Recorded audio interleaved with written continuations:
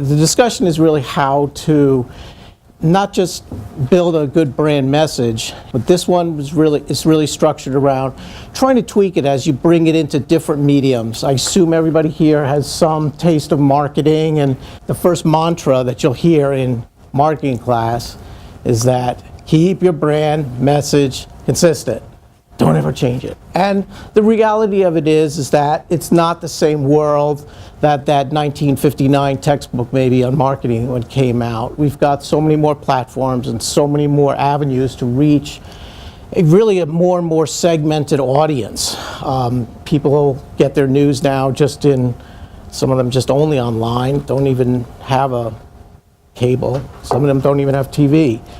But really it's trying to tweak that message. So I'm going to have a few examples here, and then I've got some other things that are more of those truisms that are from a creative. I'm a creative, so 27-something years in advertising and some PR shops. St. Louis, Kansas City. I came from the East Coast, but I've been here since going to college at WashU. And then in 2005, started my own shop, continued on. It's a small place. That means that I usually have by myself, and I bring in other people as needed. I've got a dynamite writer. I've got a superb code developer. He and I talk about every day. And when he doesn't want to talk to me, then it's a rare, we might go for 2-3 days when he's just so busy. But these are freelance, for the most part, we're all on contract. We all work in different ways with different folks. I know who the media buyers are to touch base with. If I need a hardcore strategist, I know who I can call up.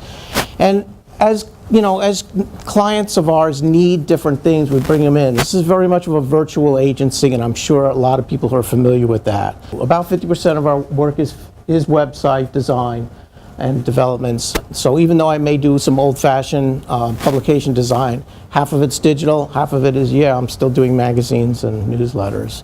And that's just sort of filler stuff. But the big stuff is the agencies where you want to, rather the clients when they come in and they say, I'm starting a new company, here's a name, we're not even sure about the name, where do we start? So that's where I like coming in. I'm going to give an example, and this was one that Cambium Creative was involved with. Mahindra called us up a few years ago, and they said, we've got a national brand campaign. We've got an agency down here in Houston. They're an Indian company. They import their tractors like a lot of smaller tractor companies. There's a ton of them. There aren't actually no small tractors made in the United States anymore. They're all made overseas. Japan, India, and China are the main ones. They said, we've got a problem. Our biggest market is Texas. It's where and we are after these hobby farmers and people that have 40 acres and up, and they're lawyers and there's doctors during the daytime, during the week, but they go out to their farm. And in Texas, that's the biggest market there is. Texas is our biggest market. We're losing market share. And it was like, why? And this is a few years ago. This is before they had a big drought and other problems. So they sent us these things, big value, big sales, and it's like, okay, you need a co-op campaign. This is about, in a sense, knowing who your audience is. And your first audience here was your dealers. And so we actually were called in, and the dealers were just griping. They said, these are all Texas dealers. And they were just griping. None of the messaging is about Texas. None of it has, something that's going to stir people. And it doesn't speak to our buyers. What we did is we came up with a tagline, a theme line, something that could really walk and talk and say Texas. And you can't do much better than that than to have a big oversized belt buckle that says tough as Texas, Mahindra Tractors. We sent out an email with all these images and stuff. And then we had a whole campaign which had ads and stuff like that, but we already had a media study done, and it didn't take much to figure out that the people who are out there on the weekend, they're hard to catch. They're probably not listening to the radio because they're probably on their tractor and it's too noisy. They're not home watching TV. How do you reach them? Again, this is a few years ago, just at the beginning of social media. Radio and outdoor, it's still old school, but it still works. We know where those counties are, where a lot of those farms are, where all those weekend retreats are. So what we wanted to do was, this is a key thing. This is one of the first things you want to try to do, is you want to find out what we call know your unique proposition, your unique point of difference. And this was where we wanted to try to say, There's something about this tractor that nobody else has. And this particular tractor was that for its weight, for its power, for what they call the class of it, it could beat anybody else that was being currently sold in the United States. And it was a very decent buy. So know your unique point of difference. We call that selling the POD. And you'll hear that in a marketing class, guaranteed. But what we wanted to do is we have to be creative here and words and pictures be able to depict that without being too, without sounding like a county exhibit. So more pull, more lift, more tractor. Because this was outdoor, I'm showing the one on the bottom because that was basically our headline through the whole campaign. And there were some other ones, and all these dealers had this whole package. And then the other thing, once we're inside the dealership, you want to keep that momentum going. And so the thing on the right, it's buying time. And we had some versions on the outdoor, more lift, push and pull for your money because, it was just beginning, the recession had been going on and things were right there. But these are toys. The other truism that we try to stick to is we always try to speak the target's language. For the people who have this land, well, they want a new tractor. They like that shiny thing. And you interview these people, it says, I feel so good. On a Saturday morning, I get on that tractor and I can move dirt and I can take care of this and I can take it. They have chores. And in their mind, it's work. And that's how we have to talk their language. I'm going to play a radio spot. I'm up and out before the sun. Got a full day of work to be done. Turn the key, she's ready to run. Mahindra tractors, yeah. More lift, more pull, more waste if you can haul. More quick, more kick, more stop, wherever stop. The better choice now, you make the call. Mahindra tractors, come on. No other tractor gives you more of what you want like Mahindra. Dependable, proven, and tough as Texas. And right now, visit your Mahindra dealer for best ever Texas pricing on our most popular Texas models. That's right. With Mahindra, you get even more tractor per dollar. Working hard, working smart, Mahindra tractors. Test drive a Mahindra tractor at the best prices ever at Brazos Tractor and Equipment, 1304 North Brook Street in Brazoria. Brazos Tractor and Mahindra. Tough as Texas. This is a 60-second spot, and in very standard radio. Obviously, the music and the copy, you're not going to be playing that, in New York City, likely. But then again, that's not the market, and it is kind of Texas, and you can't do this. You can't say tough as Illinois. You have to find that creative, you have to find the unique creative thing for each market in this case.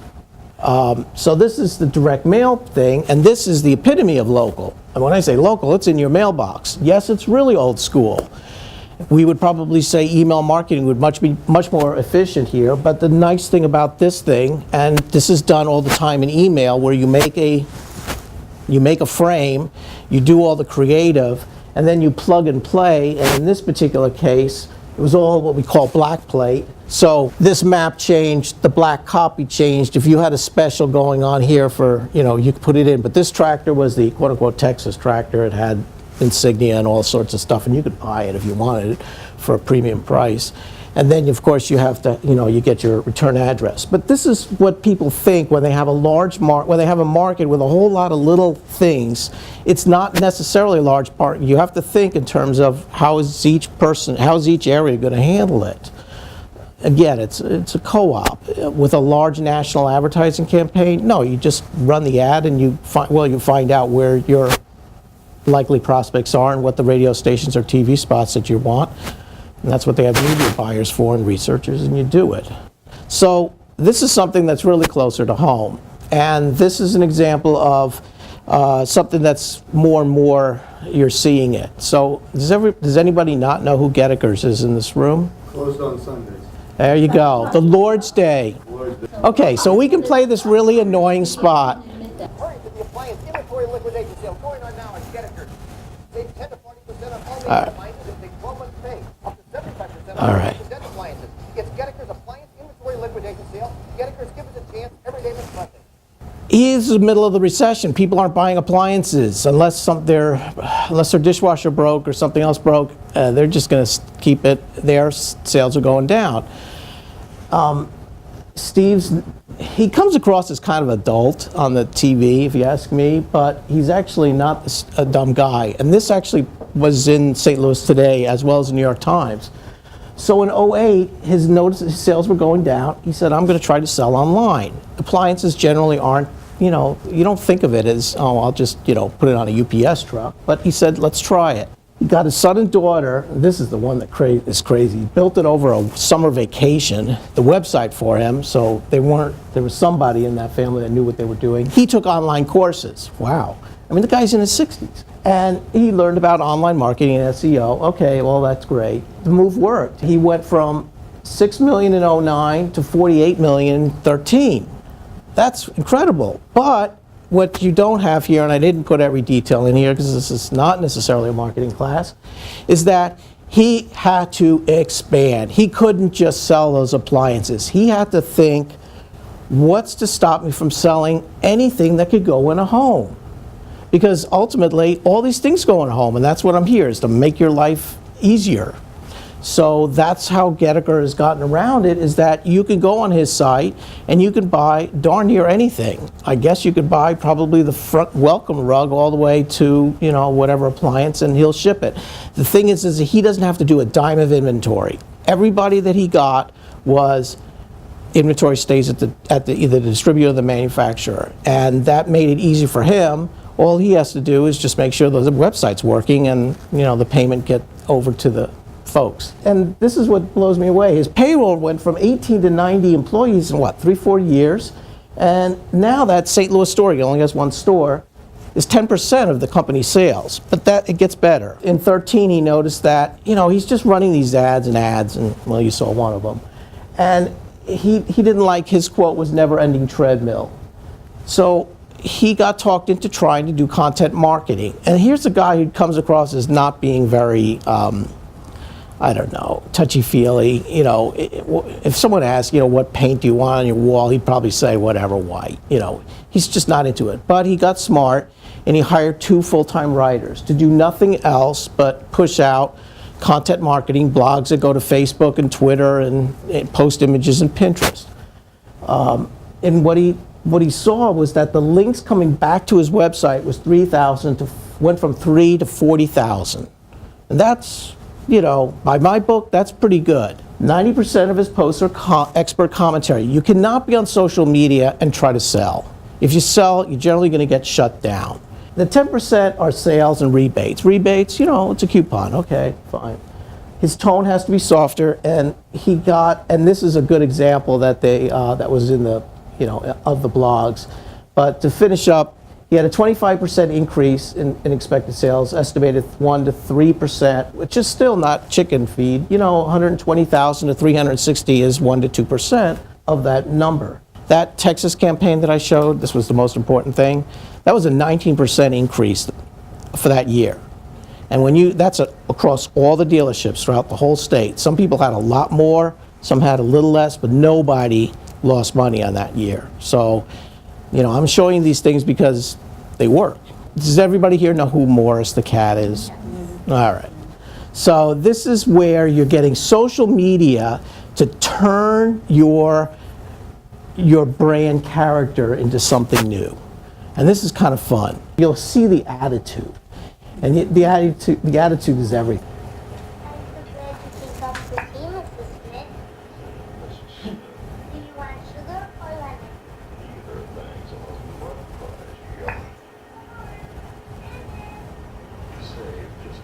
Yeah, okay, you got it. Yeah, it's the grumpy, it's a curmudgeon.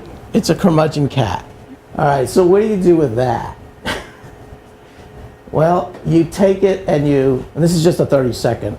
Finally, it's here. Quick, put it on. It's a teaser. Oh, this is one of those face computers. Face computer? That's cute. I think the term you're looking for is wearable technology. I'm an early adopter of early adopting. Let me turn that on. Whoa, look at that. Greetings, Morris. Hello. It knows everything about me. Oh. Let's see what this puppy can do. What should I try first? It's just tailor-made for getting this cat into social media, and pretty soon this cat, Morris, will be posting Twitter and putting up pictures on Pinterest. And it's all tied about keeping the brand aware, and the cat that probably will have 1 million likes. So this is from a company, it's a small agency that took over from a big agency. They took it over because it was sold. It's now at a little company called Big Heart. And this agency is having a field day with it. I was going to be bringing my partner, David Besh, and he is sick, really sick. But he was sweet enough to give me some of his, and he's a copywriter, so he's much better at talking than I'll ever be. And he's far funnier. But what I will say is that I have a few things that he sent me. So I'll read the other truisms, and this is from David, so I'm not going to lay claim to these things. So number 1, don't let your strategy show, be creative. There's an example, and we both have seen it. If you're going downtown on 40, there's an outdoor board there, and he's using the example of this right in here, where he's saying, the current Bud Light billboard with a small St. Louis Blues logo. And the headline reads, the perfect beer for blues fans. Now, what does that say about anything? Especially, yes, we all know what Bud is, because I'm sure that, there's a Bud Light there, and there's the Blues logo. But it's not saying anything about, it doesn't give you an impression about, you're a better person for it because you're drinking Bud Light and you happen to be going to the Blues game. It doesn't really speak. It doesn't have anything that's remembering about it. It's not, we don't find it we kind of find it's like flat beer. Okay. Speak your target's language. That is what I was getting with the Mahindra stuff. And we got a good example here that he fired over. This is where you've got a B2B ad. That means business to business. You're not going to see this in, Reader's Digest.